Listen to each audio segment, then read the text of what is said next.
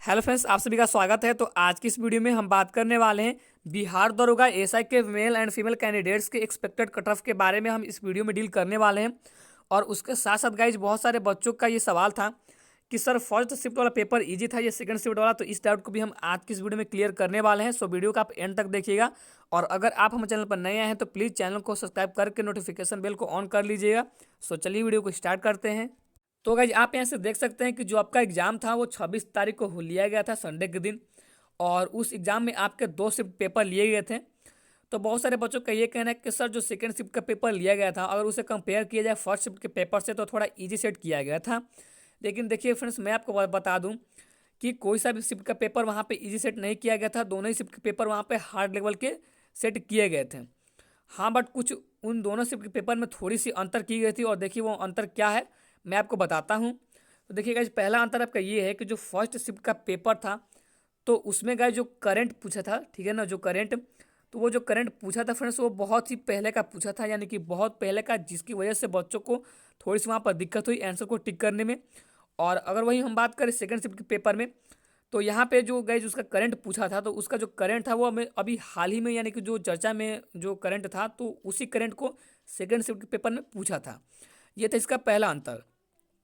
अगर दूसरी अंतर की बात की जाए तो देखिए दूसरा अंतर ये है कि फर्स्ट शिफ्ट में जो आपका पेपर दिया गया था तो उसमें आपके 6 से 10 क्वेश्चंस ऐसे थे जो आप देखकर और उसे टिक कर सकते हैं, यानी कि बहुत ही इजी लेवल के क्वेश्चन है, 6 से 10 क्वेश्चन।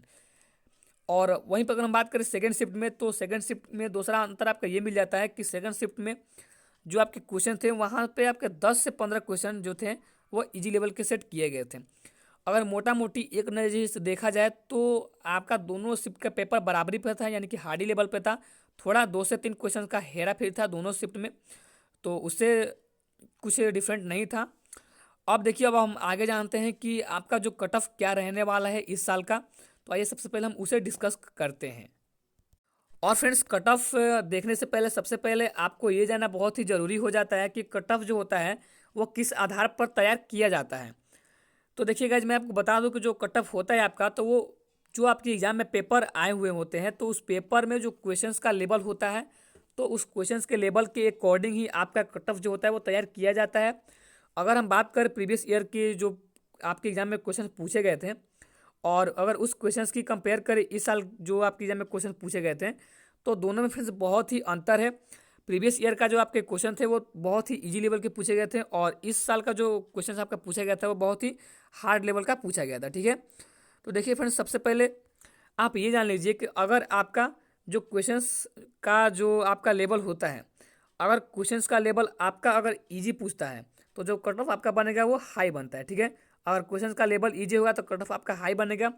अगर क्वेश्चंस का लेवल हार्ड होगा तो कट ऑफ आपका लो बनता है। सबसे पहली बात ये हुई। तो चलिए अब इसके अकॉर्डिंग ही हम अपना इस साल के कट ऑफ को देखेंगे।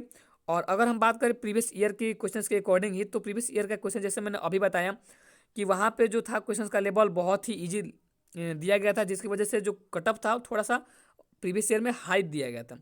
अगर आपने उसका कट ऑफ नहीं देखा है तो आप देख लीजिएगा, नीचे डिस्क्रिप्शन में लिंक दिया गया है, वहाँ से आप जाके उस पीडीएफ को देख सकते हैं। तो चलिए अब इस साल के एक्सपेक्टेड कट ऑफ की बात करते हैं कि आपका कट ऑफ कितना होने वाला है। उससे पहले आप थोड़ी सी डिटेल ये जान लीजिए कि जो आपके टोटल पोस्ट थे, टोटल पोस्ट आपके थे 2213 और फॉर्म फिल हुए थे लगभग 6.75 लाख स्टूडेंट ने इस फॉर्म को फिल किया था। तो चलिए अब बढ़ते हैं अपने कट ऑफ की ओर।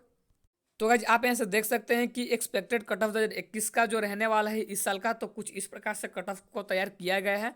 तो आइए हम इसे डिस्कस करते हैं। तो देखिए सबसे पहले गाइज हम डिस्कस करने वाले हैं कि अगर आप जनरल कैटेगरी से बिलोंग करते हैं तो मेल्स कैंडिडेट के लिए जो कट ऑफ रहने वाला है इस साल तो वो रहने वाला 60 और 65 के बीच में। यानी कि अगर आप इतना स्कोर करते हैं तो आप मेंस की तैयारी में अभी से लग जाइए।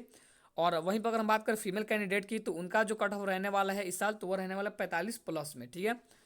अगर वहीं पर हम बात करें ईडब्ल्यूएस की तो ईडब्ल्यूएस में मेल कैंडिडेट का जो कट ऑफ बनता है वो बनता है 52 और 54 के बीच में। और फीमेल कैंडिडेट का जो कट ऑफ बनता है वो बनता है 30 और 34 के बीच में।